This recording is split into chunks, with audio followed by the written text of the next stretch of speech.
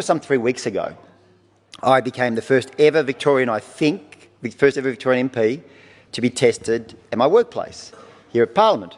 So on the steps of Parliament, I took a test. I gave a urine test on the steps of Parliament, done properly. The journalist that covered this at the time was somewhat excited at the prospect that maybe, because it went back some time in terms of testing, that he or she, he in this case, might receive a positive test from me on any particular substance.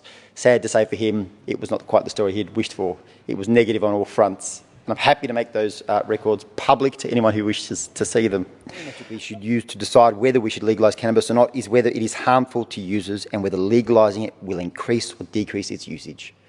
For me, that's pretty much it in a nutshell.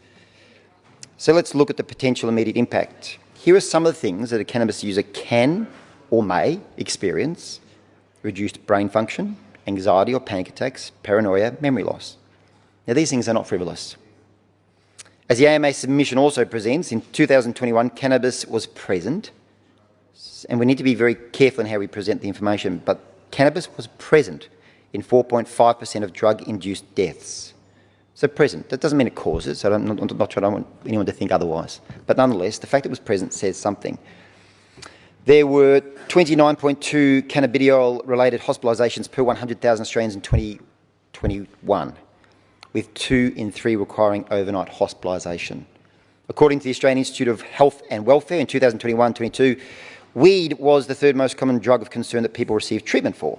A further point here in respect to diversion programs, because the question we have to ask ourselves is, why are these young people not being diverted? Why are they being instead criminalised?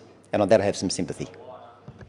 The Australian Institute of Criminology in 2021 report that there are not nearly enough drug education and treatment services to divert people to. That's quite alarming. These findings are confirmed by the National Drug and Alcohol Research Centre of UN New South Wales in 2019. In fact, they found there was a declining trend across Australia because of the lack of services to refer people to. No one is helping young people in Indigenous Australians by legalising cannabis use and possession, something which no doubt will lead to further decline of their physical and mental health and lead to an addiction problem. If we really want to help young people and Indigenous Australians, we should try talking about its harms, we should try investing in diversion programs and ensure that anyone who needs assistance and help can safely, easily access it without stigma. I'm doing my bit. I've undertaken my drug tests, and I don't do that glibly either, because there's a serious point here, and it's not about outing people. It's actually about raising awareness, as you have done today, and actually then also providing support and assistance to those who might need it. You know, some people are just fine, but some are not. So it is for them that we ought to look to assist.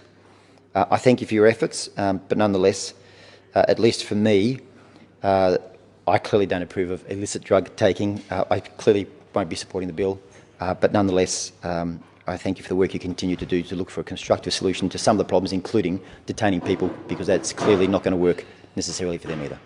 Thank you.